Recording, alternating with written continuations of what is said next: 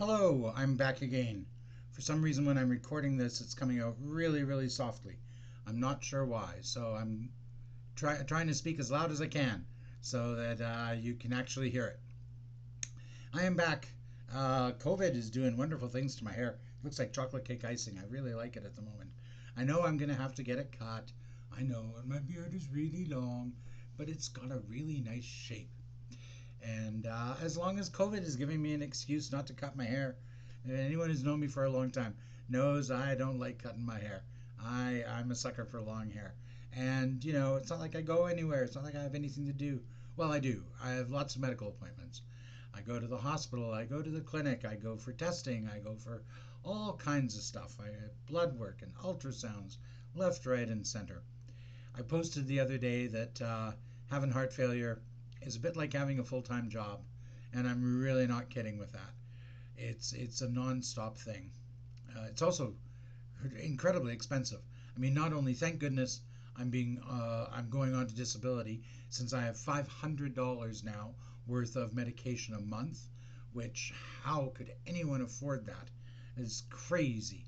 And I mean, also getting to all my medical appointments, even that is incredibly expensive.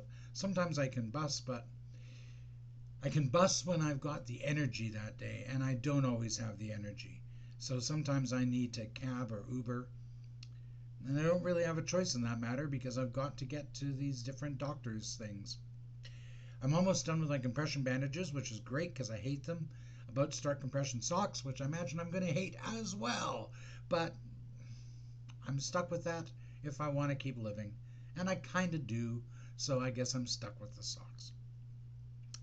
I've been working on the web series, Make Karen Great Again, and I've had to delay it. I was hoping to start in September, but realistically, November looks more practical.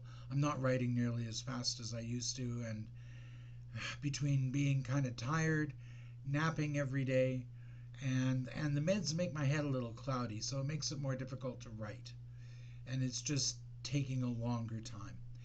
But that's okay. I mean, I'll push back the date. I know I've got a good idea. People love the title. We're still looking for one role that seems really difficult. It's one of the main roles, Chad, the oldest brother, who has to look like a Chad, has to look like the guy who can win all the girls, has to be dumb but charming. He's He'd be easy for this character to be unlikable, but he's actually one of the more sympathetic characters in the story. So it's a bit of a challenge to find the right actor. And again, not compromise. Let's wait until we find the right one. So that's that. That's my health, and that's the delay on the web series. And I feel like telling a story because this hasn't taken very long. How long has it taken?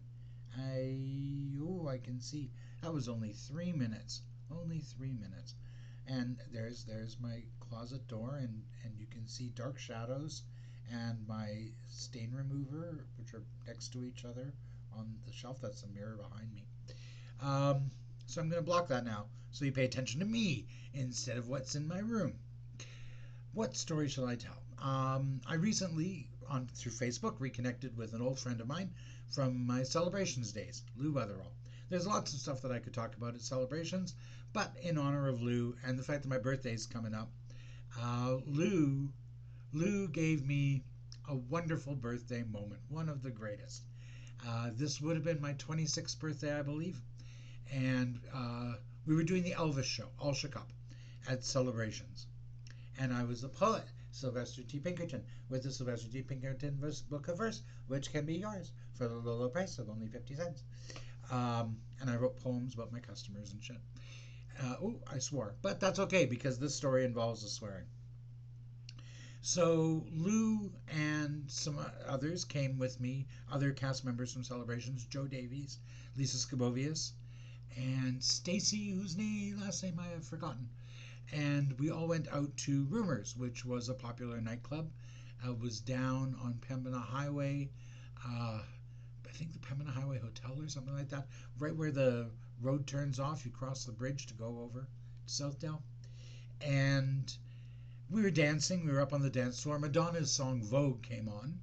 And Joe loved it, and he just went wild to that song, and it was great to watch, at least in our eyes. But there was another young couple, early 20s, who were dancing near us, and the girl in the couple, for some reason, was horribly offended at Joe's dancing and was making all these faces, and she did a little cross thing at one point. We found that really amusing. Uh, when we went back to the table, Lou, I believe, had not been on the dance floor. And I should tell you, Lou, he had been a professional wrestler before he was an actor. Not that those are necessarily different things. Um, he was playing the bodyguard in the play. He was huge. He's like 6'6", giant guy, really sweet, great singer. And he had held our table for us. He hadn't been up on the dance floor. So we sit down at the table, and it turns out that right across the aisle is this girl and her boyfriend. And we nudged Joe to go and ask her to dance. And so he finally did, and he goes up to her and asks her if she wants to dance, and she's, I think not. And she starts calling us names, and we're having a ball with it. We're bantering back. She's really upset. We're not. And Lisa, I remember at one point, leaned over and to her and said, "Take me home and touch me." And oh my goodness, did she get upset. But that was a great moment. But still, it got better because she started spewing at us, "Oh, you're all just a bunch of losers." At which point Lou stands up, towering over us, but really towering over them. And you just see the boyfriend just crumble down into his seat. And Lou goes, "Yeah, but we're big fucking losers, aren't we?"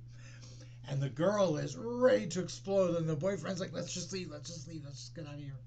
Ah, that totally made my birthday. We eventually wound up, if I remember correctly, in the basement of Stacy's house, eating pizza and watching Night of the Living Dead. Um, but yes, I will always thank you, Lou, for making that a wonderful birthday for me. And that's my story, and that's my update, and that's how things are going with the web series. And now you can watch me pretend not to look away as I try and click the stop recording